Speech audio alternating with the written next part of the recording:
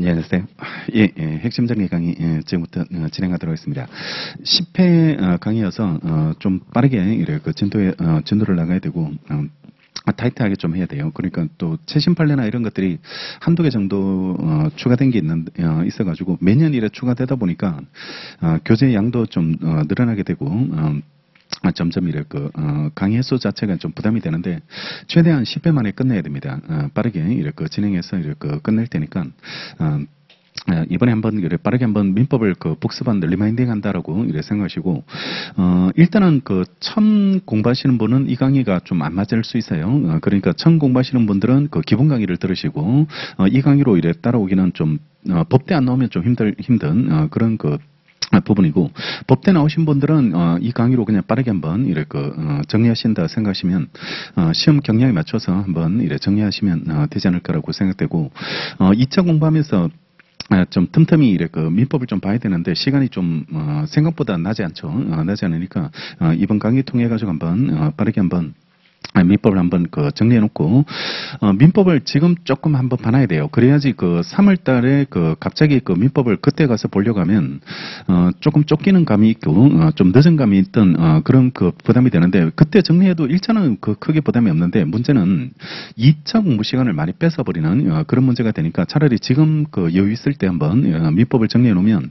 일단은 계속 병행을 해줘야 됩니다. 2차를 병행을 하면서 같이 1차와 2차를 같이 공부를 해줘야 되고, 그런 와중에서 한 1차 남기 한 2주 전이나 3주 전에는 완전 1차만 하시고 그때는 딴 거 2차 하지 말고 1차만 하시면 되고, 중간에 했던 2차를 손을 놓으면 안 돼요. 그러니까 대신에 이제 100% 못 따라가는 경우가 생길 겁니다. 아마 그러니까 뭐 1기 마지막이나 아니면 2기 초반쯤 그때쯤 될 건데, 근데 이제 100% 남들처럼 모의고사나 뭐 이런 거를 못 쓸 수가 있게 되는데 그걸 100% 따라가려고 하면 안 돼요. 그러니까 거기에서 완전 좌절이 생겨버리고 스케줄이 다 꼬여버리게 이랬다니까 그냥 2차는 한 30%만 따라가도 된다 이런 마음으로, 최악의 경우 30%만. 그러니까 어떤 느낌이냐 그러면 모의고사 볼 때 완벽한 풀답안을 남들은 쓰고 있는데 자기는 풀답안을 못 쓸 수가 있거든. 못 쓸 수가 있는데 초안만 잡으면 돼. 이런 느낌으로 초안만 잡고 그냥 이 문제에서 핵심은 뭐다 이런 것만 논점만 찾아내는 정도로 답안지를 약식으로 쓴다 이런 마음으로 그런 생각으로 따라가면 돼요. 그런 느낌으로 따라가셔도 충분하게 따라잡을 수 있으니까 너무 많은 걸 다 잡으려고 하지 마시고, 그게 큰 욕심이에요. 연기 때 지금 2차 답안을 풀 답안으로 쓴다는 거는 무리 아니에요. 진짜 현실감 없는 그런 목표가 되게 되니까 그런 목표를 너무 빨리 잡지 말고 항상 단계가 있고 거쳐야 될 과정이 있으니까 한 단계 한 단계 거쳐간다 이런 마음으로 그런 느낌으로 잡아가시면 되는 거고, 결국 다 만나게 돼 있습니다. 그러니까 지금은 잘하는 사람이 교실마다 꼭 있을 거예요. 과목마다 되게 잘 쓰는 사람들, 이런 사람들이 먼저 공부했는 분들이 꼭 있어가지고 그런 분들이 답안 쓰는 거 보면 굉장히 넘사벽이다 이런 느낌을 주게 될 건데, 나중에 3기 때 가면 이게 왜냐하면 더 이상 올라갈 데가 없어요. 딱 그 사람이 지금 올라가 있는 수준 이상으로 더 높은 경지까지 올라가기가 쉽지 않거든요. 학문적인 수험가에서 요구되는 수준 자체가 딱 정해져 있으니까 그 수준에 맞게 공부하면 되는 시험이다 보니까 그 수준을 뛰어넘기가 쉽진 않거든요. 쉽지 않게 되니까, 그러니까 결국은 그 사람은 거기 계속 머물러 있고 우리는 올라간다, 따라잡는다 이런 기분이 되고, 그러면 3기 때 가면 거의 다 뭉쳐지게 이래 되니까 그때 뒤집으면 된다고. 그때 뭉쳐졌을 때 그때 따라잡으면 되니까, 지금 너무 초반부터 너무 격차가 벌어진다는 걸 좌절하지 말고 하나씩 잡아간다는 기분으로 해서 정리하고, 그리고 이 강의를 활용할 때 이제 기본서를 어느 정도 두 번째 보고 될 테니까 두 번 정도 이론 정리가 됐다면 문제를 꼭 풀어봐라. 문제를 먼저 풀고, 그래 객관식 과정 때 문제 풀지 말고 미리 한번 문제를 좀 풀어가지고 미리 좀 정리를 해놓고 어떻게 푸냐 그러면 기출만 쭉 푸는 겁니다. 노무사 기출만 쭉 푸는 거다. 그러니까 무슨 말이냐 그러면 한 페이지에 노무사 기출이 한 문제 있을 수도 있고, 그 다음에 세 장에마다 한 문제 나올 수도 있고, 아니면 한 페이지에 한 4문제 나올 수도 있게 될 건데, 노무사 기출을 먼저 푸는데 대신에 짝수에만 먼저 풀겠다 이런 마음으로, 그러니까 홀수에는 다음에 보고, 그러니까 책을 빨리 보는 게 저는 더 도움이 되거든. 도움이 되니까, 그러니까 짝수의 기출만 먼저 한번 쭉 풀고 끝까지 이래도 가고 그리고 다시 돌아와가지고 홀수의 기출 문제만 다시 또 푸는 거예요. 다시 또 이래 풀고 그러면 그런 식으로 풀고 한 번 더 여유가 된다면 다시 짝수에 그다음에 홀수에 아니면 홀짝 다 같이 풀 수 있다라고 생각되면 그때는 다 같이 풀어버리고 이렇게 그런 마음으로 책을 하여튼 빨리 볼 수 있는 방법을 이래 찾아 놓으시라고. 그러니까 2차 하면서 1차 감을 이래 잃지 않으려면 전체 감이 돌아가 줘야 되거든. 전체적인 그 흐름 이런 것들을 이래 잡아줘야 되기 때문에 특정 부분만 그 민총만 되게 열심히 하다가 또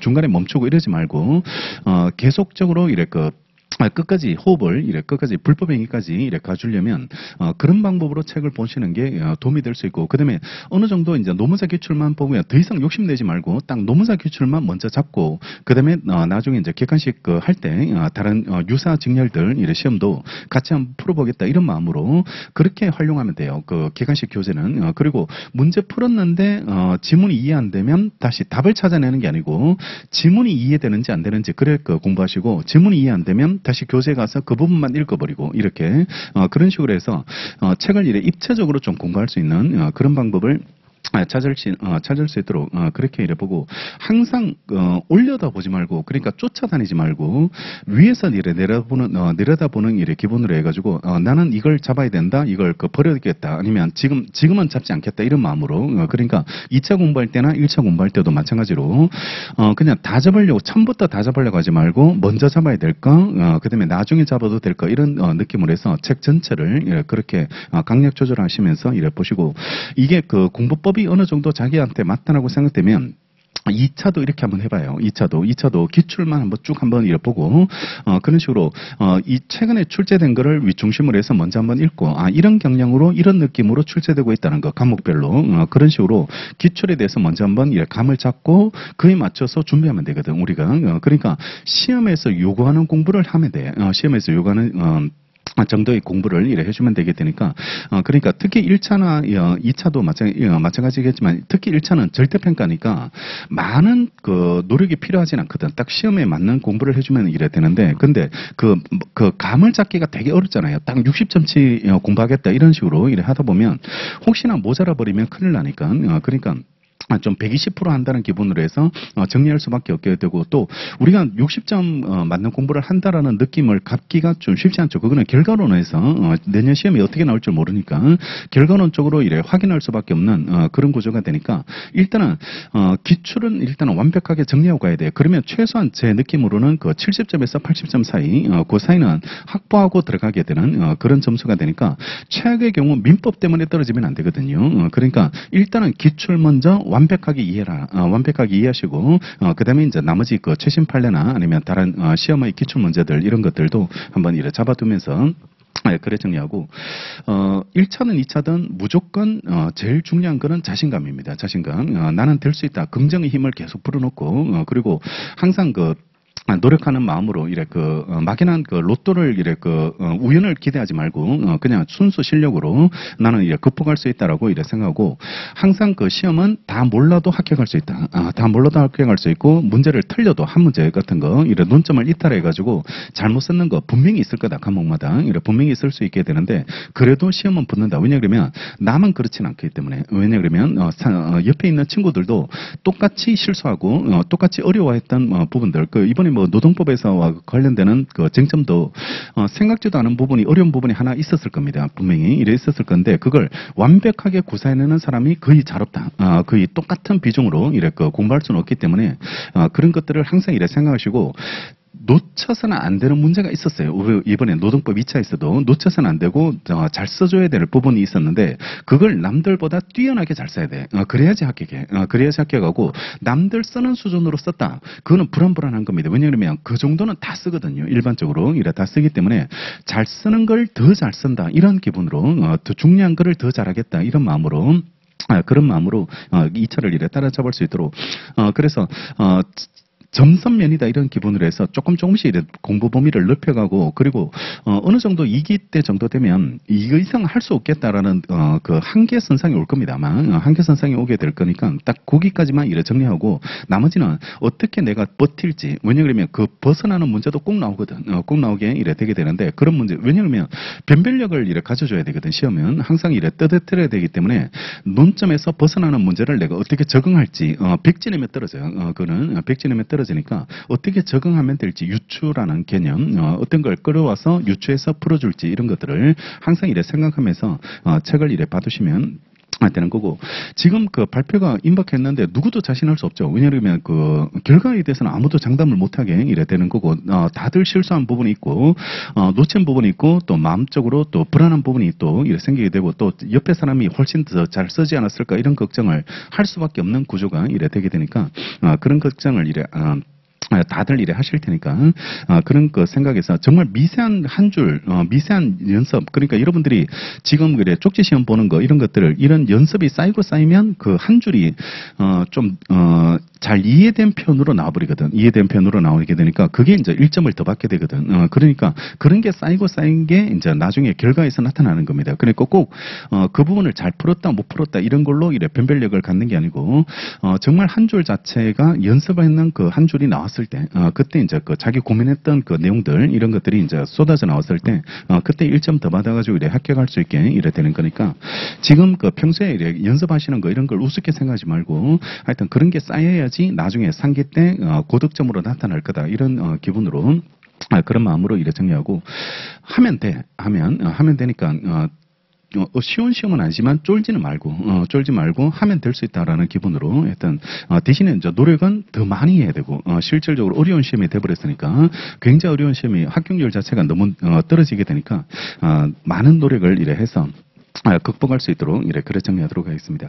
자, 지금부터 이제 민법 총칙부터 이래 빠르게 하는데 앞부분은 되게 빨리 가야 될 것 같아요. 왜냐하면 지금 우리 그 올해 시험에서도 권리 변동이 8문제 나왔어요. 권리 변동이 8문제 나오고 여기까지 4문제 나왔거든. 4문제 나왔는데 신의책이 오랜만에 한 문제 나왔는데 복수 정답 처리돼 버렸어요. 문제 자체를 이렇게 잘못 내가지고 복수 정답으로 처리해 버렸고 그다음에 권리 주체에서 미성년자가 한 문제 나왔고요. 법인이 한 문제 나옵니다. 법인이 한 문제 이래 나왔고, 그 다음에 권리 객체에서 물건 한 문제, 물건 한 문제가 이래 출제돼가지고 여기까지 4문제 정도 이래 출제됐고, 그 다음에 이제 권리 변동으로 들어가서 103조 문제 한 문제 나왔고, 그 다음에 작년은 104조 나왔고, 올해는 103조 나왔고, 103조 이래 104조 이래 한 문제씩 이래 출제되고, 의사표시가 하나 나왔는데 108조가 나왔어요. 108조가 나왔는데 작년 같은 경우는 또 차고나 이런 것들이 나왔는데 이번에는 108조로 해서 이래 출제했고.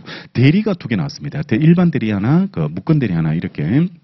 대리가 2문제 나왔고 무효 취소 한 문제, 조건 기한 한 문제, 그다음에 기간 한 문제 이렇게 나왔고 마지막에 소멸시효는 매년 100%입니다. 한 문제 이래 100% 출제가 이래 되게 되니까 그런 형태로 해서 문제가 이래 구성이 되다 보니까 여기를 잘 봐야 돼. 여기가 이쪽이 분량에 비해서는 문제가 이래 자주 출제되게 되니까 이쪽을 집중해서 보고 여기서부터 여기까지는 좀 빠르게 한번 이래 정리해 드릴 테니까 중요한 거 위주로 해서 앞으로 이제 출제될 만한 것들 중심으로 해서 선별해 드릴 테니까 그런 관점에서 보고 의사표시 대리 이쪽 무효취소 조건기한 기간이 지금 3년 연장으로 나오고 있거든. 기간 계산하는 거 이런 것들이 3년 연장으로 나오는데 이 시험 또 한번 내기 시작하면 또 계속 내요. 계속 내게 되니까 기간 계산하는 거 이런 것들 우리 왜 초일 불산입하고 뭐 이런 것들 있잖아요. 전일로 만료한다 뭐 이런 것들이 그런 조문 내용들 이런 것들 가볍게 한번 이래 정리하고 소멸시효 꼭 맞춰야 됩니다. 왜냐하면 생각보다 쉽게 나와요.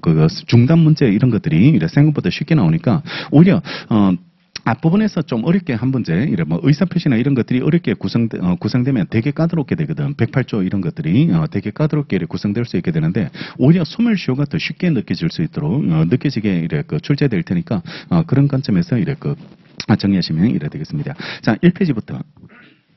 민법 총칙에서 먼저 제1장 민법의 일반이 먼저 나오게 되는데 맨 먼저 민법이 뭔지 사법이고 일반 사법이고 실체법이다라는 거. 그다음에 실질적 의미의 민법도 있고 형식적 의미의 민법도 있죠. 그러니까 민법 전문법만 아니라 어떤 명령, 규칙, 조약들 다 포함하는 거 이런 것들을 실질적 의미라고 부르게 되게 되는 거죠. 자, 그다음에 밑에 법원. 1조 문제 나오는데요.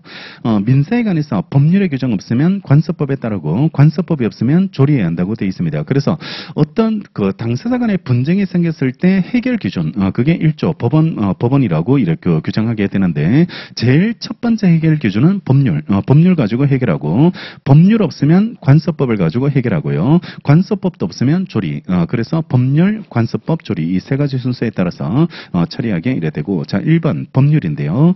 민법전뿐만 아니라 명령, 규칙, 조약, 자치법규 등요 성문법 내지 재정법 전반을 포함합니다. 즉 실질적 의미의 민법, 실질 의미의 민법을 이래 말하게 되니까 명령, 규칙, 조약들 이런 것까지 다 포함하게 이래 된다는 거. 그 다음에 다음 페이지 관습법인데요. 관습법은 일단은 성립 요건이 두 가지. 관행과 법적 확신이죠. 법적 확신까지 얻었을 때 그때 관습법으로 이래 성립하게 이래 되고 법원의 판결을 받았을 때 관습법이 성립하지는 않죠. 왜냐하면 법원의 사법부는 이미 존재하는 법을 가지고 판결한 것에 적용한 것에 불과한 거지 판결했을 때 법이 만들어질 수는 없거든. 만들어질 수는 없으니까 입법의 기능을 담당할 수 없다는 그 측면 때문에 일단은 판결 자체에서 성립하지는 않게 이래 된다는 거 기억하고 근데 밑에 판례 발표하고 관습법 인정되기 위한 요건이 나오는데요. 법률 없을 때 적용되는 게 관습법인데 법률도 헌법에 위반되면 위헌 판결이 나오잖아요. 위헌 판결이 나오는 것처럼 관습법에 대해서도 전체 법 질서에 위반돼서는 안 돼. 그러니까 헌법에 위반되는 관습법은 효력을 인정해 줄 수 없다는 게 판례 입장이 이래 되죠. 자 읽어보면 사회에 거듭된 관행으로 생성한 어떤 사회생활 규범이 법적 규범으로 승인되기에 이르렀다고 하기 위해서는 그 사회생활 규범은 헌법을 최상위 규범을 하는 전체 법질서에 반하지 않는 것으로서 정당성과 합리성이 있다고 인정될 수 있는 것이어야 되고요. 그렇지 않으면 사회생활 규범은 비록 그것이 사회의 거듭된 관행으로 생성된 것이라 할지라도 이를 법적 규범으로 삼았어요. 관습법으로서의 효력을 인정할 수는 없습니다. 인정하지는 못한다는 게 판례입장이 이래 되고 그다음에 2번 사실인 관습과의 구별이 이래 나오게 되는데 관습법은 관행과 법적 확신을 얻은 단계 법적 확신을 얻은 단계가 관습법이 이래 되는 거고 관행만 존재하고 아직 법적 확신을 얻지 못한 단계 이 단계를 사실인 관습이라고 불러 사실인 관습이라고 이래 부르게 이래 되고 그때 수업 시간에 계약금을 지금 얼마 정도 줄지는 아직 그 법에 만들어져 있지는 않고 관행적으로 일반적으로 한 10% 정도 금액을 계약금으로 주거든 계약금으로 주게 되니까 그걸 사실인 관습이라고 부르고 일단은 관습법은 분쟁 해결 기준으로 작용한다. 그래서 이거는 규범이다. 규범으로서 작용하게 이래 되게 되는데 사실인 관습은 분쟁 해결 기준이 되는 게 아니고 법률 행위를 해석하는 기준으로 작용. 법률 행위를 해석하는 기준으로 이래 작용하게 이래 되는 겁니다. 그래서 적용 평면이 다르다. 적용 평면이 다르고 관습법은 분쟁 해결 기준, 사실인 관습은 법률 행위 해석 기준 이렇게 이래 차이가 생기게 되고 이게 규범일 때가 문제되는 거와 해석 기준으로 작용할 때 가장 큰 실익이 뭐냐 그러면 그 밑에 판례가 규범은 법원이 스스로 직권으로 판단해요. 직권으로 이래 판단하게 되는데 법률 행위 해석 기준은 당사자가 주장 입증. 당사자가 주장 입증을 하는 것이 이래 필요로 하게 이래 된다는 게 그게 차이점으로 이렇게 것이고 자 민법은 사적 자체가 대원칙이잖아요. 사적 자체가 대원칙입니다. 그래서 개인 간의 관계는 개인한테 다 맡겨두고 소송도 법원은 관여하지 않아요. 법원은 관여하지 않고 개인한테 맡겨둡니다. 개인한테 맡겨두고 당사자가 가져온 자료만 가지고 법원은 판결해준다. 판결해준다는 걸 그걸 민사소송에서 변론주의 원칙을 적용받는다 이렇게 불러요. 변론주의 원칙 적용을 받고 법원이 여기에 관여할 수 있다. 이걸 법원이 스스로 자료 수집한다는 거, 행정 같은 이런 것들은 행정소송들 이런 것들은 일반 국민의 기본권, 권리 침해가 있는지 없는지를 심사하는 그 소송이다 보니까 당사자가 주장하지 않더라도 법원이 관여할 수 있어. 이걸 직권 탐지주의가 적용된다 이렇게 부르거든. 그래서 쟁송법에 직권 탐지주의에 따른다 이런 그 조문을 이래 만들어두게 되는데 민사소송은 그런 게 아니고 개인과 개인 간의 분쟁을 해결해주는 소송이거든. 개인 간의 분쟁을 해결해주는 거니까 국가는 거기에 뛰어들 필요가 없어. 뛰어들어 버리면 한쪽을 도와줘 버리면 상대방이 불안해지고 불만을 가질 수밖에 없으니까 법원은 중립적 입장에서 그냥 결론만 내려주면 되거든. 결론만 내려주게 되니까 당사자 주장을 듣고 결론을 내려주면 되는데 근데 예외적으로 법원이 스스로 주장 안 해도 판단하는 것들이 나와. 판단하는 것들이 나오는데 그게 민법에 그리 많지 않겠죠. 왜냐하면 대원칙은 그냥 그 당사자 주장만 기다리게 되는 거니까 당사자가 주장한 것만 가지고 판결하면 되는 게 원칙이다 보니까 이게 몇 개 안 나와. 이게 몇 개 안 나오지 않게 이래 되거든. 그게 첫 번째로 나오는 게 지금부처럼 법입니다. 규범. 법이 있는지 없는지는 판사님이 더 잘 알겠죠. 당사자가 그 찾아오는 것보다 당사자가 이 법을 가지고 판결해달라 이렇게 소송하는 게 아니고 당사자 간의 분쟁 해결 기준은 판사님들이 잘 알 테니까 이런 것들은 직권으로 이래 따지게 이래 되는 겁니다. 그래서 직권으로 판단하는 것들이 그래 많지 않습니다. 우리 민법에 이래 그래 많지 않으니까 첫 번째로 나왔고 그 뒤에서 나오는 게 뭐 신의성실의 원칙, 그다음에 우리 왜 채권법에 가보면 과실상계 이런 거 직권으로 하거든. 손해배상 예정 감액 이런 것도 직권으로 하게 이래 되고 제척기간 이런 것들도 법률에서 정한 권리행사 기간이니까 직권으로 판단해요. 직권으로 조사하도록 돼 있습니다. 그러니까 이거 나오면 무조건 별표하고 외워버리라. 이거는 민법 전체에서 몇 개 안 되니까 그러니까 규범은 법원이 직권으로 이래 조사하게 되고 법률행위 해석 기준으로 작용되는 사실인 간섭은 원칙으로 가는 겁니다. 이거는 원칙으로 가서 당사자 주장 입증을 기다려서 원래 원칙대로 이래 판단하게 이래 되게 되니까 그런 구조로 예를 내두시면 되겠죠. 자, 밑에 차이 보시면 민법 1조의 관습법은 법령에 저촉되지 않는 한요 법원으로서요 보충적 효력이 있는 법칙으로서 당사자의 주장 입증을 기다림이 없이 법원이 직권 점 찍고 직권으로 이를 확정해야지 이래 되게 됩니다. 관습법은 규범이니까 직권으로 찾게 이래 되는데 이에 반해서 106조 사실인 관습은 사적 자체가 인정되는 분야에서요 법률행위 해석 기준이나 당사자 의사를 보충하는 것으로서 그 존재는 당사자가 원칙적으로 주장 입증하는 겁니다. 주장 입증을 해야지 되는 것이 이래 처리가 이래 되는 거죠. 차이점 이해하시고 그다음에 2번 효력인데요. 민법에 규정 없는 상위안에서 관습법이 보충적으로 적용되는 것으로 이래 봅니다. 그래서 보충적 효력이라 그래서 법률이 있으면 법률이 우선적으로 적용되고 이게 없다면 관습법을 가지고 해결하게 이래 되게 되니까 법률도 있고 관습법도 있으면 얘는 적용 안 돼요. 얘는 적용되지 않으니까 얘가 없을 때만 관습법이 적용된다. 이걸 보충성, 보충적 효력, 후순위 이런 느낌으로 이해를 해두시면 이래 되게 되는데 자 밑에 판례 별표하고 지금 장사법이 만들어져 있거든. 장사법이 만들어져 있어요. 그러면 묘와 관련되는 그 규율을 하는 특별법으로서 장사법을 제가 만들어가지고 지금 적용하게 이래 되게 되는데 그러면 관습법으로 인정되는 분묘기지권이라는 것은 있을 필요가 없겠네. 왜냐하면 장사법이라는 실정법이 지금 만들어져 있거든. 실정법이 만들어져 있으니까 분묘기지권은 관습법상 인정되는 권리가 이래 되게 되는데 남의 땅에 묘를 설치했을 때 어떻게 존속기간이 정해지고 또 어떻게 보호되는지 이런 것들을 관습법으로 이래 보호하게 이래 되는데 이미 실정법이 만들어져 있는데 그러면 얘는 존재의의를 잃어버렸는 거 아닐지 인정해 줄 필요가 없는 거 아닐지가 이 판례에서 이래 문제됐는데 우리 판례가요. 이 장사법이 만들어지면 부칙에서 이게 시행 전의 그 문제와 시행 후의 문제로 나눠서 장사법에서 규정을 둬버렸어요. 조문에서 이렇게 규정을 둬서 이 장사법은 시행 후 분묘에 대해서만 적용하고 시행 전 분묘에 대해서는 적용하지 않는다. 이렇게 명문을 또 만들어버렸거든. 명문을 이래 만들어버리니까 그러면 장사법이 시행됐을 때부터 분묘는 이 법의 적용을 받아. 이 적용을 받아서 장사법에 따라서 규율하면 되는데 그러면 시행 전에는 적용되지 않는다고 해버리니까 그 전에 있던 분묘는 규율이 안 되거든. 규율이 안 돼요. 그러면 법이 없는 상태가 돼버리니까 여전히 분묘기지권이 적용되는 겁니다. 분묘기지권이 적용이 이래 되게 되니까 시행 후 분묘에 대해서만 적용되는 것으로 조문에서 규정을 둬버렸거든. 부칙에서 규정을 이래 둬버렸기 때문에 시행 전의 분묘에 대해서는 여전히 분묘기지권이 의미가 있는 것으로 평가하시면 이래 되겠습니다. 자 밑에 판례.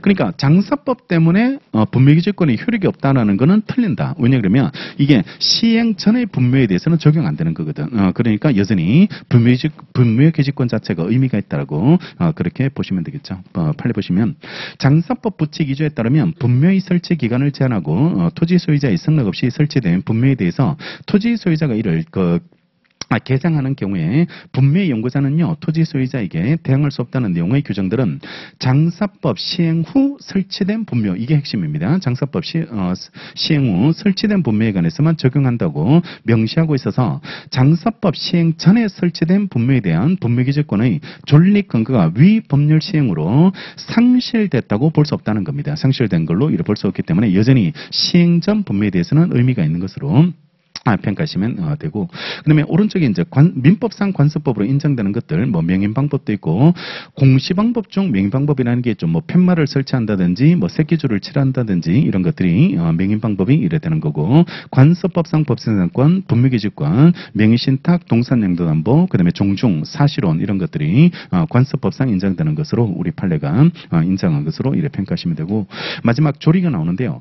현행 민법은 재판관은요 법률이나 관습법이 없다고 재판을 거부할 수 없게 이래 되므로 재판의 기준이 되어야 될 법원의 하나로서 조리를 인정할 수 있게 이래 됩니다. 그러니까 법률도 없고 관습법도 없을 때 그럴 때 분쟁 해결을 할 수 있는 규범이 없으니까 판결을 못하는 거 아닙니까가 문제될 수 있지만 마지막 기준이 조리가 있거든. 조리가 있게 이래 되니까 조리, 사회통념, 상식에 맞게 해결해 주면 되고, 이게 신의칙이라는 이름으로 작용해요. 신의칙이라는 이름으로 이래 작용하게 되니까 조리를 통해서 해결하면 되니까 규범이 없다고 해서 재판 거부는 안 돼. 재판 거부는 할 수 없다는 거 그렇게 기억하시고, 4번 헌법재판소 결정도 규범으로 작용합니다. 왜냐 그러면 위헌 판결을 나버리면 모든 국가기관에 기속력이 생겨버리거든. 기속력이 이래 생기게 되니까 헌법재판소 결정도요 민법의 법원으로 이래 처리가 되는데, 대법원 판례는 이런 효력이 없습니다. 모든 국가기관이 구속된다 이런 효력이 없고 당의 사건만 구속하는 힘이 있거든. 당의 사건만 구속하는 힘이 있기 때문에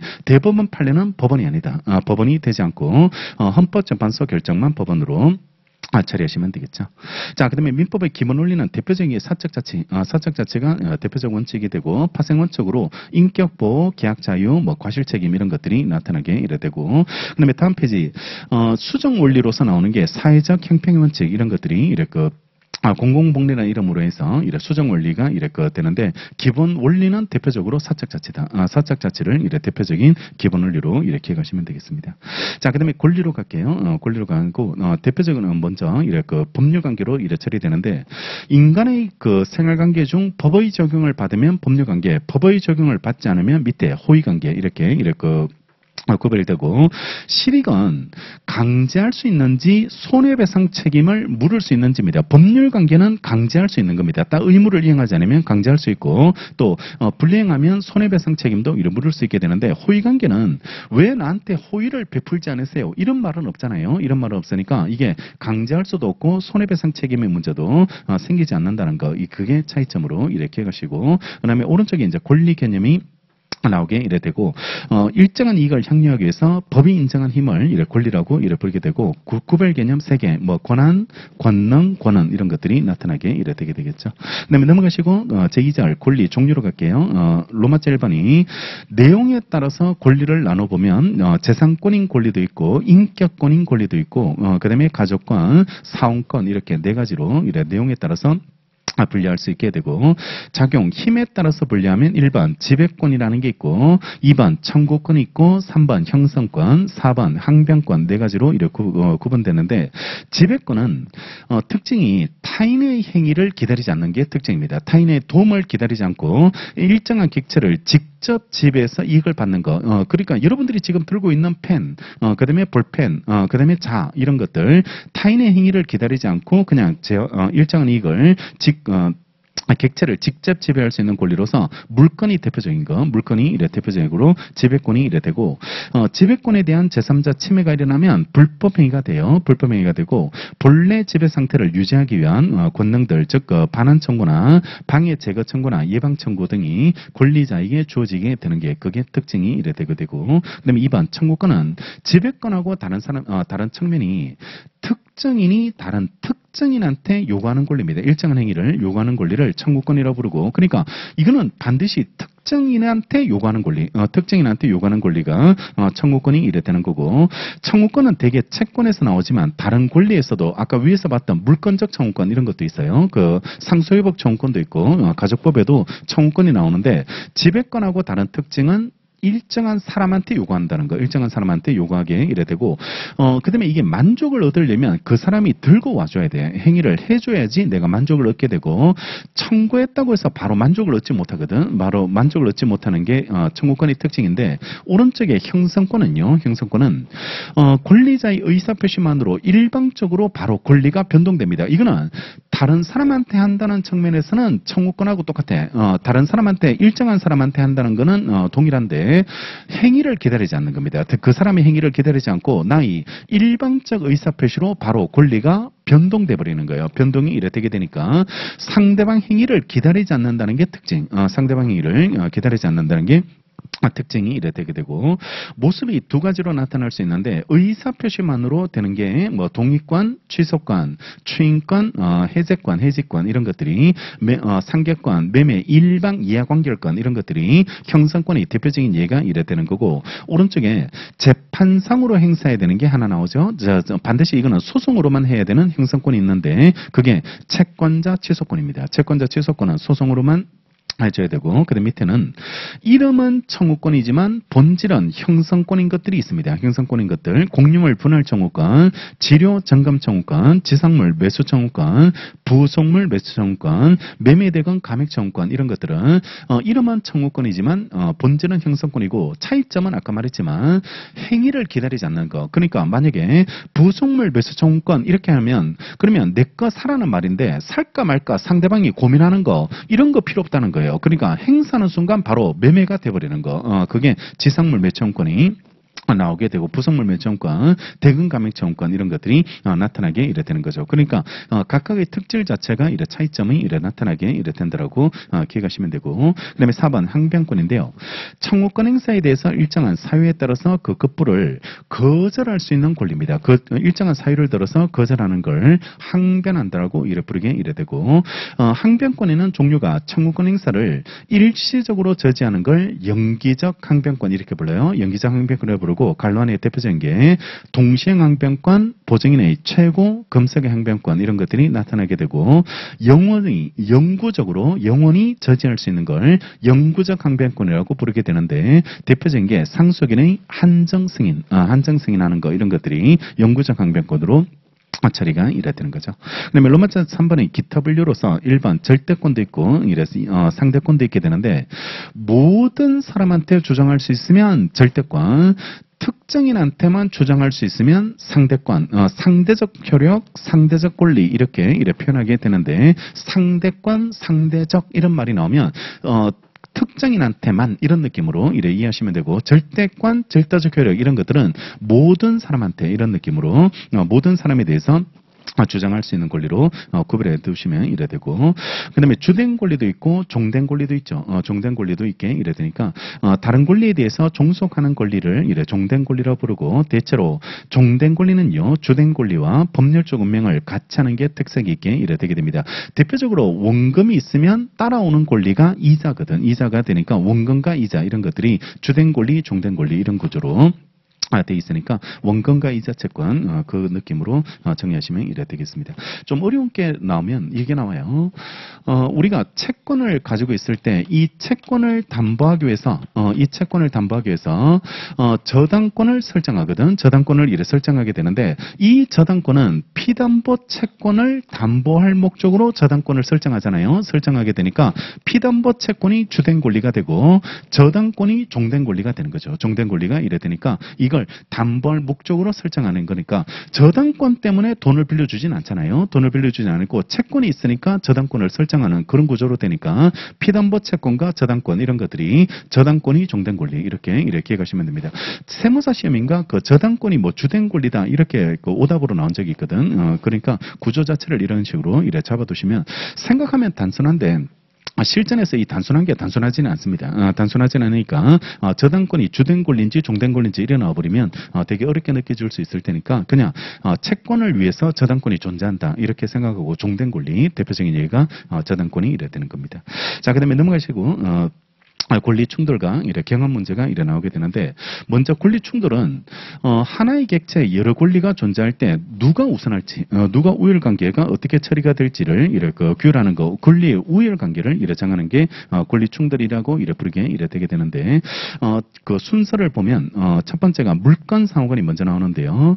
소유권과 제한 물권 사이에서는 소유권을 제한하는 제한 물권의 성질상요, 언제나 소유권이 우선할 수밖에 없습니다. 그러니까 제한 물권의 대표적인 예가 전세권, 저당권 이런 것들이 제한 물권이 되게 될 건데, 지상권 이런 것들이 제한 물권이 될 건데, 사용수익 권능을 다른 사람한테 주는 게 지상권, 전세권, 용유물권이잖아요. 용유물권입니다. 그러면 당연히 소유권이 가지고 있는 권능은 제한 물권자가 들고 있거든. 제한 물권자가 가지고 있으니까 소유권과 제한 물권 사이에서는 당연히 제한 물권이 우선해서 지상권, 전세권이 소유권에 우선하게 될 거고, 2번 같은 종류 물권 상호간에는 먼저 성립한 권리가 후에 성립한 권리에 우선한다는 원칙이 적용이 되게 됩니다. 1번 저당권, 2번 저당권이 있으면 당연히 먼저 성립한 거 1번이 우선할 수밖에 없게 되는 거고, 그 다음에 물권하고 채권이 충돌하면 순서 상관없이 물권 우선입니다. 순서 상관없이 원칙적으로 물권이 우선하는 것으로 처리가 되고, 그 다음에 채권 상호간에는 우열관계 없다는 거 꼭 기억하시고, 채권끼리는 충돌했을 때는 우열관계 없고 평등하게 다뤄지는 거예요. 평등하게 다뤄지게 되게 되니까 평등하게 다뤄지게 되는데, 평등하게 다뤄진다는 말이 갑이 A한테 돈을 빌려주고, 그 다음에 을도 A한테 돈을 빌려주고, 그 다음에 얘가 1억짜리 부동산만 가지고 있을 때 얘가 먼저 받을지거든. 누가 먼저 받을지가 이런 문제가 되는데, 성립 순서와 상관없다 이 말입니다. 성립 순서와 상관없고, 얘가 먼저 성립하고 얘가 나중에 성립했다 할지라도 채권끼리는 우열관계 없으니까 이게 경매로 넘어갔을 때 똑같이 안분배당한다. 안분배당을 해서 채권에게 비례해서 1대1로 안분배당을 하게 되는 거지. 먼저 성립했다, 금액이 많다, 이런 거 상관없어요. 이런 거는 상관없이 항상 평등하게 다뤄지게 되는 거고, 이거보다 더 만약에 다른 사람보다 우선적으로 변제를 받고 싶으면 여기에다가 저당권이라는 걸 설정하면 이게 담보물권이 되는 거고, 담보물권이 설정돼 버리면 물권자가 되거든. 물권자가 되니까 물권하고 채권이 충돌하면 물권이 우선한다, 이런 구조. 물권이 우선하게 되게 될 테니까 물권이 우선하는 구조로 처리가 되고, 예외적으로 채권이 물권보다 앞서는 경우가 있어요. 앞서는 경우도 있는데, 그거는 법에서 예외를 인정하고 있기 때문에 우선하거든. 인정하기 때문에 우선하는데, 우리 노동법에서 배웠겠지만 근로기준법에서 나오는 임금 채권들, 몇 년치, 3년치 정도 되는 퇴직금, 이런 것들은 얘네들보다 언제나 우선하도록 최소 생활비를 보장해주겠다, 생계비를 보장해준다는 그런 측면 때문에 그런 것들을 특별법에서 예외적으로 주택임대차법법, 근로기준법 이런 데서 예외적으로 우선을 하고 있고, 그런 예외 조문 없으면 무조건 물권하고 채권하고 충돌하면 무조건 물권입니다. 물권이 우선하게 되고, 채권 간에는 우열관계 없다, 이렇게 정리해 두시면 되겠죠. 그다음에 로마자 2번은 권리 경합 문제가 나오게 되는데, 의의가 하나의 생활 사실이요 수개의 법규가 정하는 요건을 충족하여 수개의 권리가 발생하는 수가 있게 되는데요. 이때 그 수개의 권리가 동일한 목적을 가지게 되고, 또한 그 행사로 같은 결과를 가져오게 되는 이걸 권리를 경합한다라고 부르게 되게 되는데요. 임대차 계약을 체결하면 이 사람은 임차인으로서 남의 부동산을 쓸 수 있게 되거든. 상수익을 할 수 있게 되게 되는데, 그러면 임대차가 끝나면, 임대차가 종료하면 얘는 임차권이 사라지니까 당연히 계약에서 임대차 계약에 의해서 임대차 계약에 의한 반환 청구권을 갖게 되고, 또한 소유권자로서 반환을 할 수도 있죠. 소유권으로서 반환을 찾아올 수, 자기 건물을 찾아올 수 있게 되는데, 임대차 계약 기간이 만료됐다는 하나의 생활 사실이 여러 법규 요건을 충족할 때 하나만 적용되는 겁니까? 아니면 여러 개의 권리가 다 발생하고 이 사람이 선택해서 행사할 수 있는 걸로 볼지가 이런 문제 되는데, 하나의 권리만 성립하는 게 밑에 나오는 법규 법규 경합이고 일반법과 특별법 관계 있으면 이거는 하나의 권리만 특별법이 우선 적용돼서 하나의 권리만 적용되는데 원칙은 우리 그 민법은 권리는 경합하게 돼 있습니다. 권리는 경합하게 돼 있으니까 얘도 충족되고 얘도 충족됐다면 이 사람은 어떤 것이든 선택하면 돼요. 어떤 것이든 선택하면 되는데 대신 얘네들이 목적이 똑같죠. 목적이 부동산을 찾아오겠다는 동일 목적을 가지고 있으니까 이걸로 찾아오던 목적이 달성돼 버리면 다른 권리도 이래 소멸하게 이래 된다는 거. 그런 구조를 가지고 있는 게 권리 경합의 논점으로 이래 찾아보시고, 그 다음에 특별법 관계 있으면 특별법 우선의 원칙이 적용되니까 하나만 적용되는 거죠. 그게 법규 경합이 이래 적용되는 것으로 평가하시면 되겠습니다. 자, 그 다음에 9페이지 이제 권리행사와 의무 이행의 문제로서 신의 성실의 문제가 이래 나오게 되는데, 원래 권리행사는 권리자 자유입니다. 권리자의 자유인데, 근데 일정한 권리도 사회적 구성원의 일원이기 때문에 남의 그 이익을 침해하는 권리 행사를 인정하면 안 되기 때문에 한계 영역을 설정해 줄 필요가 있고, 그 한계 영역으로 나오는 게 신의 성실의 원칙의 문제가 되는 거죠. 그래서 지금부터 신의 성실의 원칙 논점 이렇게 정리하게 되는데, 로마제 2번 신의 성실의 원칙에서 1번 기능이 나오는데 1번 법률행위 해석 기준으로도 작용할 수 있습니다. 우리 법률행위 해석할 때 맨 마지막에 이렇게 작용하는 게 신의 측을 통해서 해석을 이래 해주게 이래 되는 거고, 그다음에 2번이 법 창조 기능이라는 게 이게 조리입니다. 아까 법률 관습법 조리잖아요. 그러니까 규범이 없을 때 그 조리라는 이름으로 이래 법 창조 기능 법률 없는 부분에 대해서 분쟁 해결을 해주게 이래 되는 것으로 이래 정리하고, 자 밑에 이제 중요한 게 고지 의무.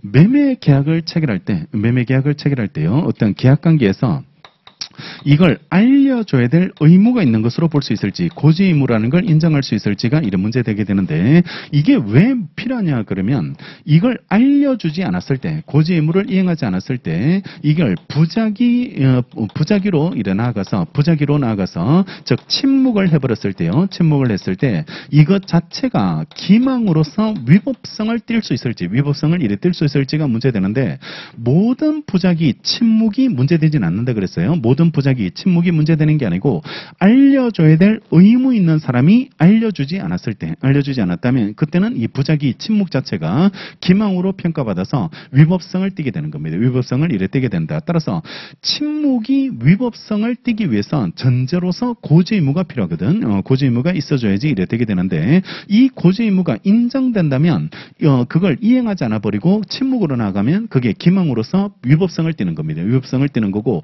만약에 이게 없으면 고지 의무가 인정되지 않는 경우라면 알려주지 않았다고 해서 그게 기망으로 평가되진 않게 이래 되니까 고지 의무가 있는지 없는지에 따라서 이 평가가 달라지거든. 이 평가가 이래 달라지게 이래 되는데, 고지 의무를 인정할 수 있는 근거는 뭐 법에서 인정할 수 있는 알려줘라 이렇게 규정을 둘 수도 있게 되는데, 법률에 규정 없어도 이걸 통해서 신의 측을 통해서 혹시나 인정해 줄 수는 없을까? 조문에는 없지만 신의 측을 통해서 알려줘야 되는 거 아닐지, 그 부분이 문제됐는데, 우리 판례가 공동묘지 앞에 아파트를 건설하는 사람들은 반드시 알려줘야 될 의무가 있다고 봤어요. 알려줘야 될 의무가 있다. 왜냐하면 공동묘지 앞에 아파트가 들어선다는 게 흔히 일어나는 현상이 아니거든. 흔히 일어나는 현상이 아니고 주거 환경과 친하지 않는 시설이잖아요. 그렇기 때문에 그걸 반드시 알려주고, 그래도 분양받겠다 하면 계약을 체결해야 되는 거지.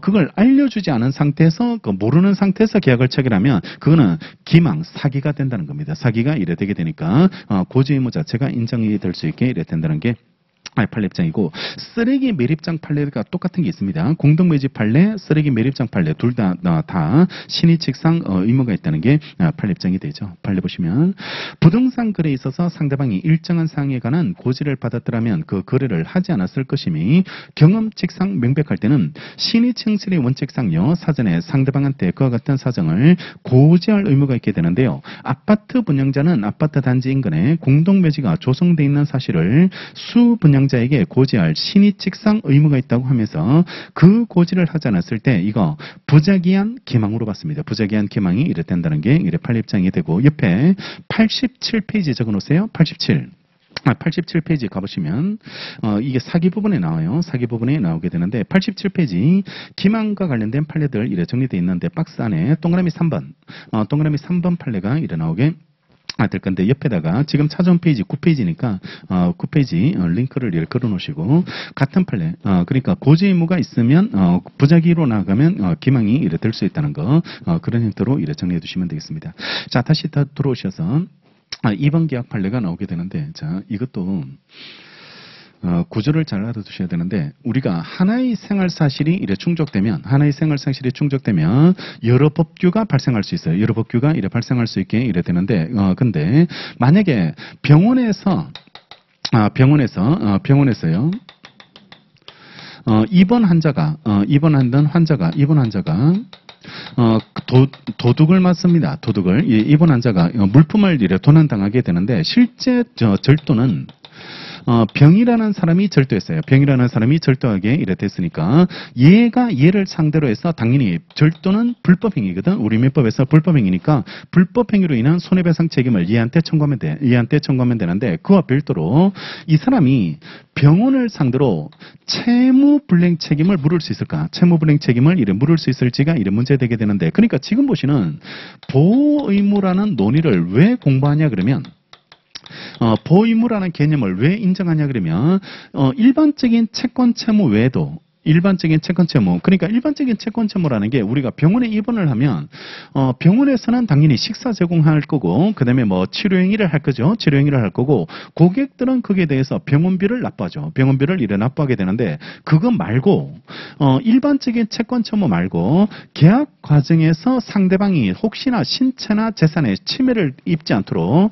안전을 배려해야 될 의무도 있는 거 아닐까 이 말입니다. 의무도 있다. 그러면 이것까지 채무에 넣어버리면 이걸 지키지 않았다면 이거는 채무가 불이행된 거죠. 불이행된 거니까 1+1인데요. 1+1인데 하나는 이행했다 할지라도 이걸 이행하지 않았거든. 그게 불완전 이행이 되는 거야. 불완전 이행이 이래 되게 되니까 불완전 이행으로 채무불이행 책임이 이래 성립할 수 있게 이래 되고 보호의무가 없다. 만약에 보호의무가 인정되지 않는다. 이거는 보호의무 범위 바뀌다. 채무 범위 바뀌다라고 하면 이 사람 채무가 아니니까 채무불이행 책임은 안 되고 오로지 얘를 찾아내서 불법행위로만 해결해야 돼. 불법행위로만 해결해야 돼요. 그러니까 지금 여기에서 보호의무를 인정하는 실익 자체가 이게 인정되면 채무불이행이 될 수 있거든. 채무불이행이 될 수 있으니까 얘를 찾아내지 못했다 할지라도 병원을 상대로 내가 손해배상을 받을 수 있는 실익을 이래 가지게 이래 되고 또 하나가 우리 뒤에 곧 찾아볼 건데 여관에서 호텔에서 여관 주인이 있었는데요. 여관 주인이 있었는데 어떤 투숙객이 여기에다가 투숙을 했다가 여관 화재로 인해서 이 사람이 사망을 해요. 사망을 했을 때 그럴 때 얘 유족이 얘를 상대로 지금 채무불이행 책임을 물을 수 있을까? 그러니까 옛날에는 그 실수로 불냈을 때 중과실이 있어야지 손해배상 책임을 불법행위 책임을 물을 수 있도록 돼 있었거든. 그러니까 불법행위를 묻지 못해. 중과실이 없으면 중과실이 되게 또 중과실이 인정하기가 쉽지 않거든요. 쉽지 않으니까 그러니까 경과실이 있을 때는 불법행위 책임을 지잖아요. 그러면 불법행위 책임을 물을 수 없는 상황이 됐을 때 그러면 하나 남았는 게 이제 손해배상이거든. 채무불이행이거든. 채무불이행인데 채무불이행에서 얘가 과연 채무를 불이행한 걸로 볼 수 있을까 이 말이거든. 채무가 여관 주인의 채무가 어디까지일까요? 여관 주인의 채무가 그냥 방을 쓰게 해주는 채무가 거기까지일까? 아니면 안전하게 다음날 살아나가는 것까지 채무가 부담할지. 그러면 만약에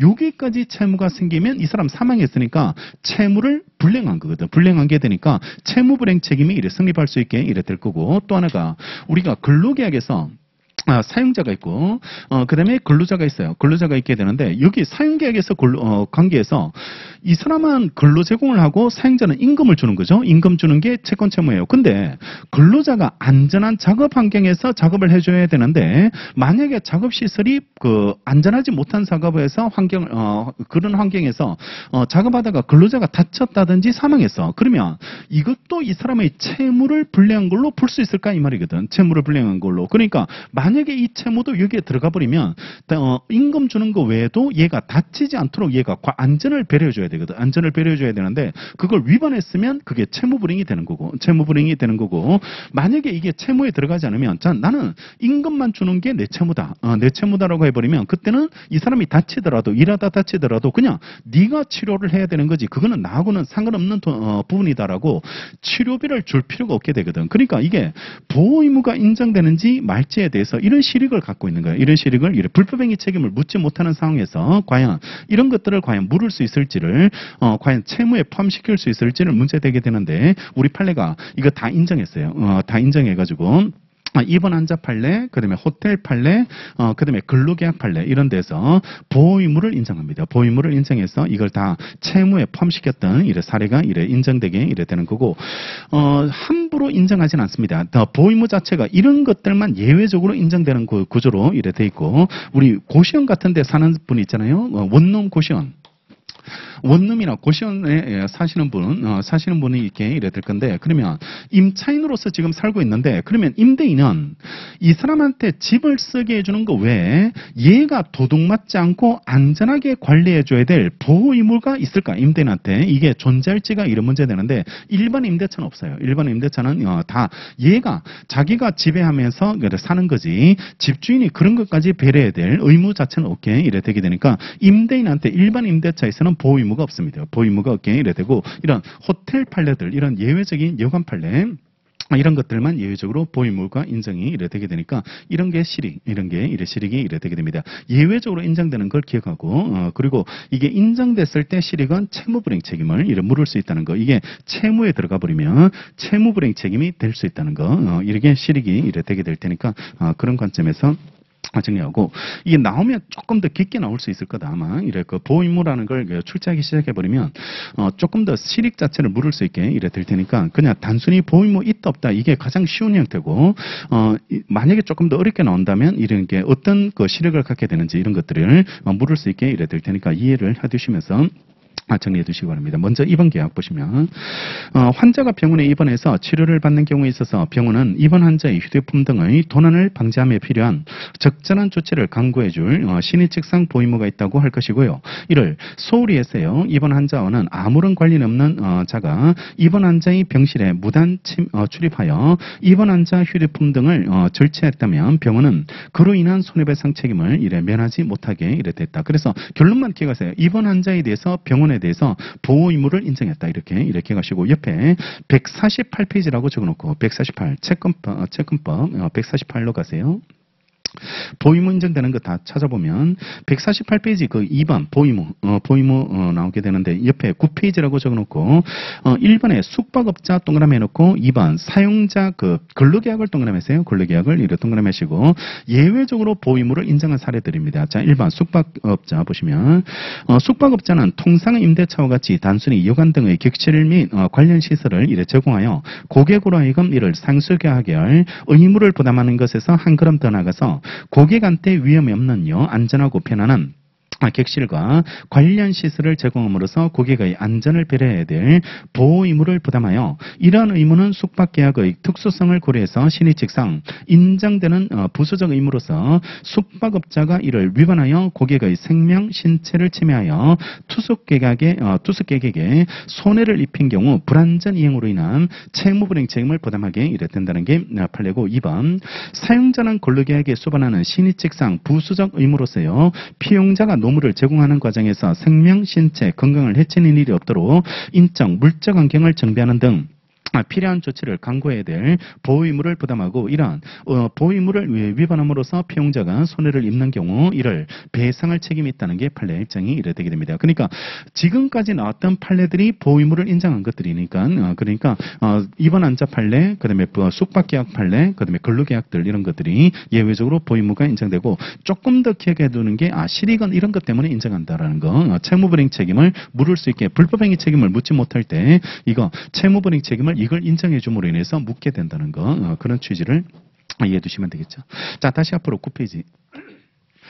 효과가 나오게 되는데요. 1번 신의칙은 채권관계뿐만 아니라 물권관계, 가족관계에도 적용되고 그 밖에 상법과 같은 특별사법과 공법 및 소송법 동그라미에서요. 소송법, 민사소송법 1조 2항이 신의칙입니다. 그래서 소송관계도 신의칙에 맞춰서 소송을 하라고 이렇게 규정하고 있기 때문에 소송법에도 신의성실의 원칙은 적용될 수 있게 이래 됩니다. 모든 법역행위에 적용됩니다. 그러니까 채권관계에 주로 적용되겠지만 물건에도 적용되고 그 특별법, 소송법에도 적용되고요. 2번 권리행사가 신의책에 위반할 때는 일반적으로 권리행사로서 효과가 생기지 않는 것으로 처리가 될 겁니다. 3번 발표하고 신의책에 반하는 것 또는 권리남용은 강행규정 점찍고요. 강행규정에 반하는 것이기 때문에 당사자 주장 없더라도 법원은 이거 꼭 표시하시고 직권입니다. 이거 직권으로 이를 판단할 수 있게 이래 되는 거예요. 그래서 신의 측은 직권으로, 직권으로 이래 판단할 수 있고, 여러분들 시험에 이래 나왔어요. 실효 원칙이 직권으로 판단할까 아니면 당사자 주장 입증을 기다려서 판단할까 이게 나왔거든. 기출이 이래 나왔는데 실효 원칙도 신의 측의 파생 원칙이잖아요. 그러면 당연히 신의 측을 직권으로 따진다면 파생 원칙도 직권이겠지 뭐. 직권으로 이래 따지게 되니까 그러니까 실효 원칙을 직권으로 따집니까 아니면 주장 입증을 기다려서 따집니까 이렇게 출제된 적이 있게 되는데 당연히 신의책의 한 태양이잖아요. 한 모습에 이래 들어가니까 당연히 실효 원칙도 직권으로 이래 판단하게 된다라고 그렇게 이해하시면 되겠죠. 자, 파생 원칙으로 가시면 1번 모순행위 금지 원칙부터 이래 나오게 되는데 먼저 모순행위 금지 원칙 적용을 긍정한 판례가 나오죠. 1번 별표 동그라미 1번 별표하면 대리권 없이 타인의 부동산을 매도하고 소유권의 전등기를 맞춰준 자가요. 그 부동산을 단독 상속하고 나서 소유자 지위에서 자신의 대리행위가 무효임을 주장하여 등기 말소를 구하는 거 이런 것들은 신의칙상 허용되지 않는 것으로 처리가 됩니다. 자 보세요. 본인 있고 그 다음에 무권대리인 있고 무권대리가 있고 그 다음에 상대방이 있을 때 상대방이 있게 되면 무권대리인이 그 대리행위를 하면 이 사람은 자격도 없는 사람이 한 거기 때문에 효과가 본인에게 귀속되진 않겠죠. 효과가 본인에게 이래 귀속되지 않게 이래 되는데 근데 우리 민법은 무권대리인의 법률행위를 확정적 무효로 만들어 놓지 않고 선택할 수 있게 하거든. 선택할 수 있게 해서 본인은 이걸 추인할 수도 있고 추인 거절할 수도 있다. 추인 거절할 수도 있게 이래 된다. 그러니까 무권대리인이 했는데 되게 좋은 그 가격으로 잘 팔았어. 아주 좋은 가격으로 잘 팔았으면 그걸 무권대리인이 했다고 해서 안 받을 이유가 없거든. 그냥 받겠다 이렇게 말할 수 있다고 말할 수 있고 아니면 나는 그 가격에 못 팔겠다고 하면 추인 거절할 수 있게 이래 선택할 수 있게 이래 돼 있는데 근데 지금 본인이 사망해요. 본인이 사망해서 무권대리인이 본인의 지위를 상속을 받았어요.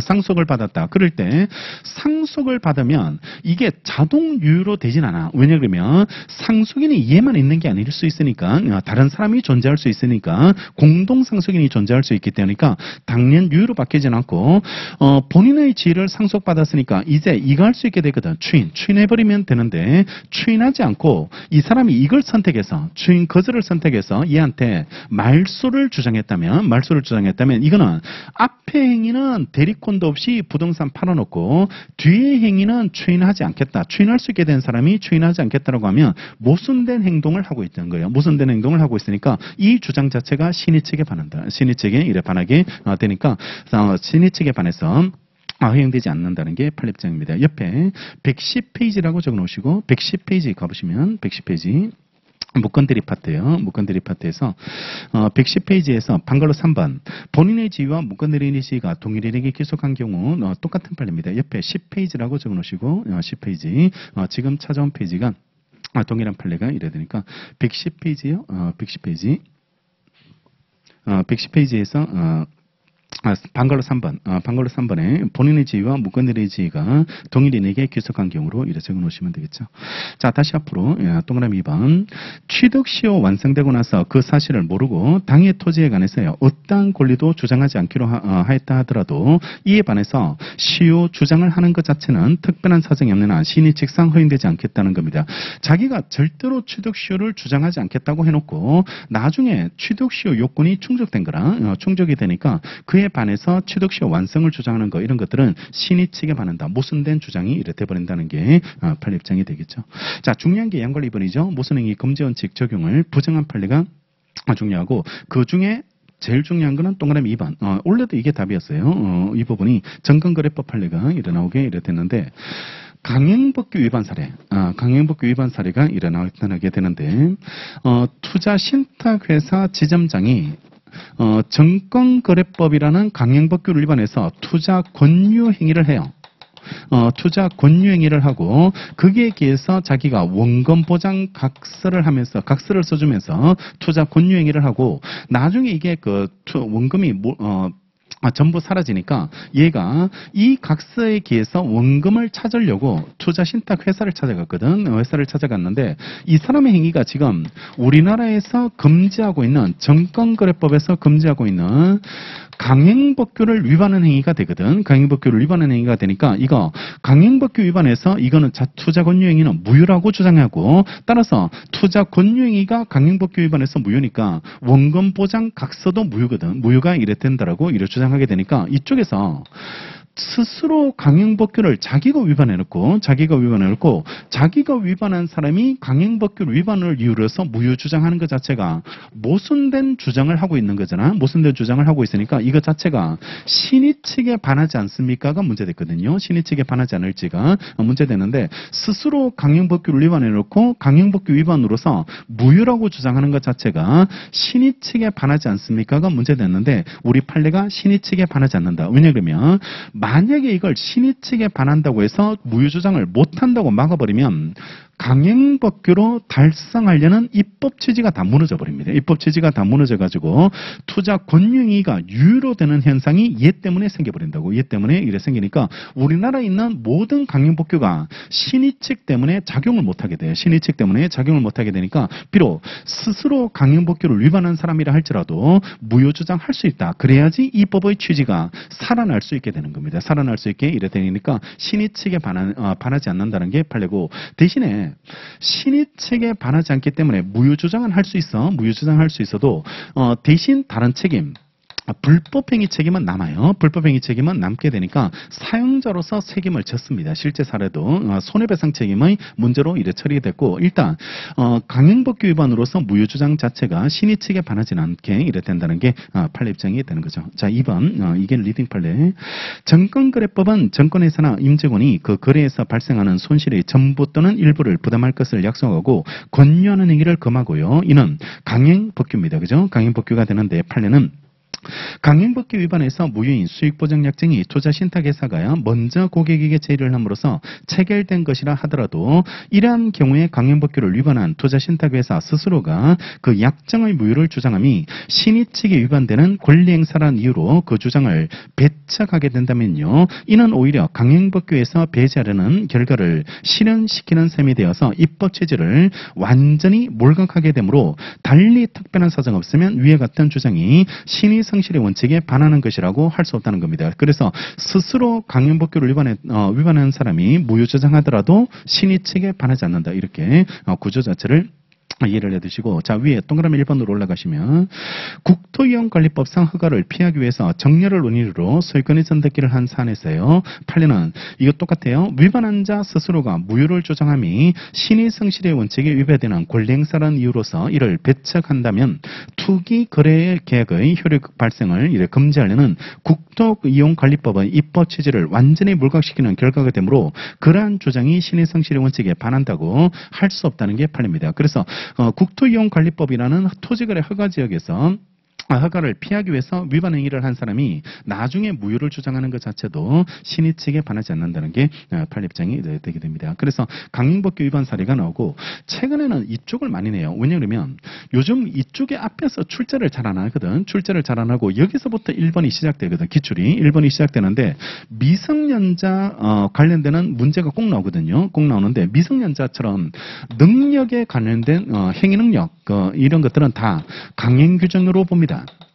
강행 규정으로 이래 봐요. 따라서 미성년자가 자기가 스스로 법률행위 하자라고 상대방한테 계약을 체결해 놓고 미성년 상태에서 단독으로 법률행위 했으니까 나 이거 취소할게요. 이렇게 주장하는 것 자체가 신의 측에 반하지 않겠냐 이 말입니다. 자기가 법률행위 하자고 해놓고 나중에 자기가 법정 대리인의 동의 없이 했으니까 취소하겠다는 것 자체가 신의 측에 반하지 않을지가 문제되지만 능력에 관한 규정이 강행 규정이거든. 이걸 신의 측으로 못하게 막아버리면 강행 규정으로 법으로서 달성하고자 하는 입법 취지, 즉 제한 능력자를 보호하고자 하는 입법 취지가 다 무너지게 되는 그런 문제가 되니까 스스로 강행법규를 위반했다 할지라도 취소할 수 있다는 겁니다. 취소하는 게 가능하고 이거 신의 측에 반하지 않는다 이런 것들이 곧이어서 나오게 되고 미성년으로 많이 나온다. 미성년으로 많이 나오니까 구조 자체를 똑같이 이래 잡았어서 스스로 강행법규를 위반한 자가 무효주장하더라도 신의 측에 반하지 않는다라고 그렇게 정리해 두시면 되고, 그 다음에 3번 상속인 중 P1인이요 피상속인의 생존 시에 피상속인에 대해서 상속을 포기하기로 약정했다 하더라도 상속 개시되고 나서 자신이 상속권을 주장하는 것은 정당한 권리행사로서 권리남용에 해당하거나 신의 측에 반하는 권리행사라고 볼 수 없다는 게 우리 판례입장입니다. 아빠 살아있을 때 상속 포기는 무효입니다. 왜냐 그러면 상속 포기 요건이 사망한 후에 해야 되고 또 말로 하는 게 아니고 이거 가정법원에 신고해야 되거든. 신고해야 되기 때문에 아버지 살아있을 때 상속 포기해놓고 나중에 돌아가시고 상속권을 주장하더라도 그거는 신의 측에 반하지 않아요. 신의 측에 반하지 않게 안 된다는 게 판례입장이 되죠.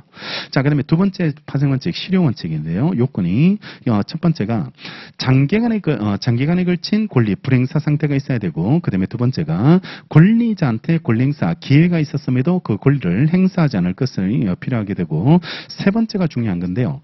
의무자에게 이제는 권리자가요 그 권리를 행사하지 않을 것으로 믿을 만한 정당한 사유가 꼭 필요합니다. 정당한 사유가 있어야지 된다는 거. 그래서 일정 기간 동안 권리 행사를 안 했다. 이게 중요한 요건이 되는 게 아니고 상대방한테 믿음을 줬을 때 권리 행사하지 않을 것처럼 믿게 만들어 놓고 새삼스럽게 권리 행사하는 거, 이게 신의 측에 반한다는 게 판례입장이 되는 거예요. 그래서 동그라미 2번 권리자가 장기간 권리를 행사하지 않았다는 사실만으로는 권리가 실효되진 않게 되고요. 자, 2번 적용 범위가 나오는데 실효원칙은 원칙적으로 모든 권리에 적용됩니다. 그래서 법률관계 무효확인의 경우처럼 소멸시효의 대상이 되지 않는 것이라든지 소멸시효 기간이나 제척기간이 정해진 권리라든지요. 해제권과 같은 형성권이라든지 민사법뿐만 아니라 소송법상 권리도 적용됩니다. 소송법상 권리에 대해서도 실효원칙은 이래 적용이 되게 되는데, 근데 2번 다만 소유권 밑줄하고 친권 밑줄하세요. 소유권, 친권 이런 것들은 권리 성질상 상대방을 믿게 만들 수가 없는 권리들입니다. 그러니까 권리 성질상 친권이라는 게 어부이로서의 권리인데 도대체 이게 몇 년 동안 안 만나야지 어부이로서의 권리를 행사하지 않을 것처럼 믿게 만들었겠냐 이 말이거든. 그러니까 이런 것들은 권리 성질상 실효원칙의 적용을 받기가 힘든 권리가 된다라고 평가하시고, 자 밑에 판례 볼게요. 1번 송전선이 토지 위를 통과하고 있다는 점을 알고서 토지를 취득했다 하여 그 취득자가 그 소유 토지에 대한 소유권 행사가 제한된 상태를 용인했다고 할 수 없기 때문에 취득자의 송전선 철거 청구나 부당이득 반환 청구 등의 권리 행사가 신의 측에 반한다고 볼 수 없게 이래 되게 됩니다. 송전선이 있다는 걸 알고 샀다고 해서 그걸 용인하고 살겠다 이렇게 표시하지는 않았거든. 이렇게 말한 적은 없기 때문에 이런 것들이 철거 청구나 부당이득 반환 청구가 신의 측에 반하지 않게 되고, 그 다음에 2번 토지 소유자가 그 점유자에 대해서 부당이득 반환 청구권을 장기간 적극적으로 행사하지 않았다는 사정만으로는 부당이득 반환 청구권이 이른바 실효원칙에 따라 소멸했다고 볼 수 없다는 겁니다. 그러니까 장기간 권리 불행사가 요건이 아니에요. 상대방을 믿게 만들었다는 게 중요한 요건이 되게 되니까 장기간 권리 불행사 이런 것들은 요건에 포함될 수 없게 되고, 3번 인지청구권은 본인의 일신 전속적인 신분관계상의 권리로서 포기할 수도 없고요. 포기했다 하더라도 그 효력이 발생할 수 없는 것이고, 이와 같이 인지청구권의 포기가 허용되지 않는 이상 거기에 실효법리가 적용될 여지가 없습니다. 인지청구권, 혼인의자가 내 자식임을 인정하는 게 인지거든. 인지라고 이를 부르게 되고, 인지 아빠를 상대로 해달라고 요구하는 걸 인지청구권이라고 부르게 되는데, 인지청구권 행사가 이게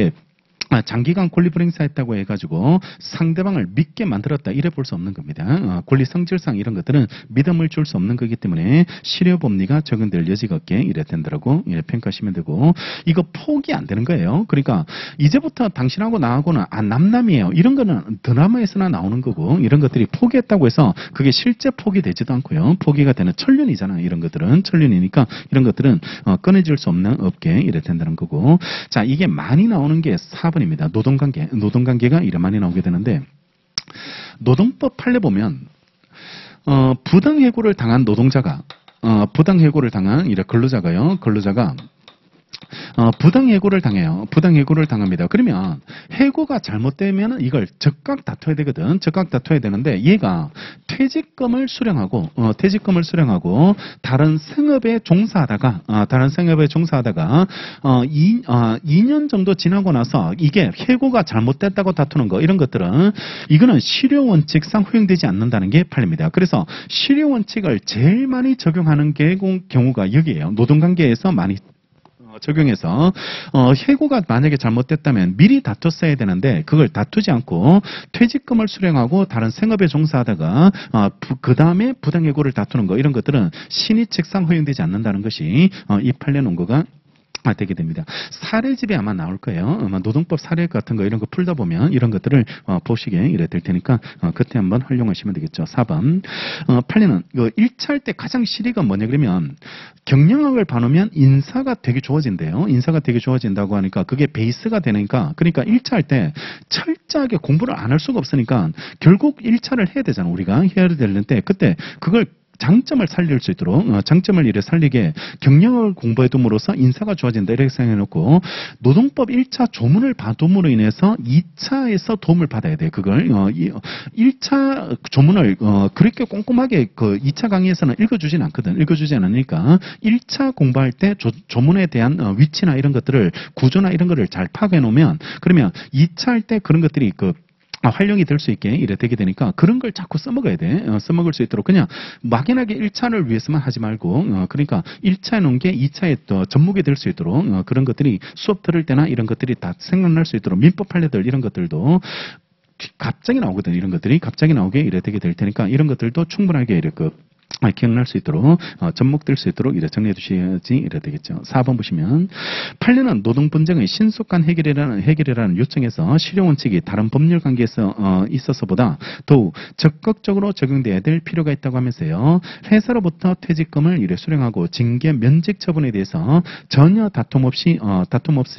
다른 생업에 종사해 오다가 징계 면직일로부터 2년 10개월이 지났을 때 제기한 해고 무효약인에서는 실효원칙에 비춰 허용될 수 없다고 해서 권리실효 적용에 적극적 태도를 보이고 있습니다. 적극적 태도를 이렇게 보이게 되고 이 민사소송법 2차에 나왔어요. 이게 민사소송법 2차 그 시험에 노무사 시험에 이 사안을 이렇게 출제해 가지고 신의측으로 풀게 이렇게 그런 형태로 출제된 적이 있게 이래 되고 5번 해고된 후 그러니까 꼭 준비한 게 나오진 않고 신의측 그때 당시 이게 되게 어려운 문제였거든. 민사소송법 시험 문제 중에서는 이런 것들이 굉장히 어려운 문제가 되는데 이걸 떠올렸던 사람이 위너가 되는 거죠. 이거 노동회나 그쪽에서 봤던 게 아니면 민법 1차에서 봤던 게 이게 떠올렸다는 사람은 그런 사람들이 위너가 이래 된다고. 그러니까 정면으로 준비하지 않는 문제였는데도 불구하고 이게 출제되거든. 항상 이런 것들이 이렇게 곁다리로 끼어 들어가게 되는데 그런 것들이 이제 생각나면 그게 그 시험에서는 되게 대박이 되는 거죠. 대박이 이래 되게 될 테니까 그러니까 어떻게든 작용할 수 있다 이 말입니다. 그러니까 이게 괜히 시간 낭비하는 게 아니고 1차 공부가 그러니까 2차에도 어떻게든 이래 활용될 수 있도록 그런 형태로 이래 찾아놓고 공부에 계속 연결성을 가지고 이게 도움이 되겠구나라는 거 이런 것들을 느낄 수 있도록 공부를 많이 해놔야 돼. 그래야지 이게 짜증스럽지 않거든. 괜히 2차 하다가 갑자기 1차 하려고 하면 굉장히 스트레스 받아요. 시간도 아깝고 그리고 또 괜히 1차 도움도 안 되는 특히 사회본법 이런 거 외우고 있으면 되게 막 한심한 생각도 되고 결정적인 게 안 외워지기 때문에 그래. 그런 것들이 잘 외워지지 않기 때문에 그러니까 굉장히 스트레스도 받고 또 떨어지면 또 골치 아프니까 그게 대한 부담감 이런 것들도 많이 느끼게 되는데 가면 갈수록 1차가 어려워지고 있잖아요. 어려워지고 있으니까 만만하게 보면 안 되고 그리고 딱 준비해놓고 그냥 형식적으로 20점 정도 남겨버리고 그냥 통과하겠다 이런 마음으로 이래 해야 돼. 안 그러면 계속 스트레스 받고 이렇게 공부 시간을 뺏기는 같은 그런 느낌을 이렇게 받게 될 건데 그래 되지 않도록 미리미리 조금씩 이래 해두시고 민법이 잡혀야 돼. 안 그러면 민법이 안 잡히면 1차 막판에 계속 발목이 잡히게 돼요. 발목이 잡히게 되니까 민법이 어느 정도 이제 자신감이 좀 생길 수 있도록 문제 같은 거 이런 것들이 풀리면 자신감이 생기겠지 뭐. 기출 문제나 이런 것들이 답 찾아내는 게 아니야. 답이 중요한 게 아니고 지문이 이해돼야 됩니다. 지문이 이해될 수 있도록 그렇게 이래 정리하고 그렇게 활용할 수 있도록 7월 기본 강의 들으신 분들은 기출 지문 사진 있잖아요. 그걸 여러 번 보시면 됩니다. 여러 번 이렇게 반복해서 이렇게 지문별로 이해를 할 수 있도록 준비하시면 이래야 되는 거죠. 그때 그것도 많아요. 그것도 꼼꼼하게 보려면서 되게 시간이 많이 걸리니까 아까 말한 대로 짝수회, 홀수회 뭐 이런 식으로 기출만 일단 골라가지고 쭉 빠르게 이렇게 책을 읽어봐야 돼. 책을 빨리 보는 게 훨씬 도움이 돼. 전체를 볼 수 있는 시각을 가지고 있는 게 훨씬 도움이 되게 되니까 짝수회, 홀수회 이렇게 해가지고 일단 책을 최대한 조금씩 해서 많이 볼 수 있도록 그렇게 계획을 잡고 정리해 들어가시면 되겠죠. 5번요. 해고된 후 공탁된 퇴직금을 조건 없이 수령한 근로자가요. 공탁금 수령하고 나서 8개월이 지나서 해고 무효견을 구하는 거 이런 것들도 다 신의 측에 반한다는 게 우리 판입니다. 실효 원칙을 좀 폭넓게 인정합니다. 우리 노동관계에서 폭넓게 인정해가지고 믿음을 줘버렸다 이렇게 봐요. 그러니까 퇴직금 받아갔으면 그건 안 다투겠다는 거지 뭐 이런 식으로 해가지고 이걸 다 폭넓게 인정해서 근로자들한테 조금 불리하게 그렇게 활용하게 이래 되게 되니까 실효 원칙이 이쪽에서 많이 활용하고 있다는 거 그렇게 해가시고 자 그다음에 넘어가셔서 사정 변경이 나오는데 10분 쉬겠습니다. 10분 쉬었다가 여기서부터 정리하도록 할게요.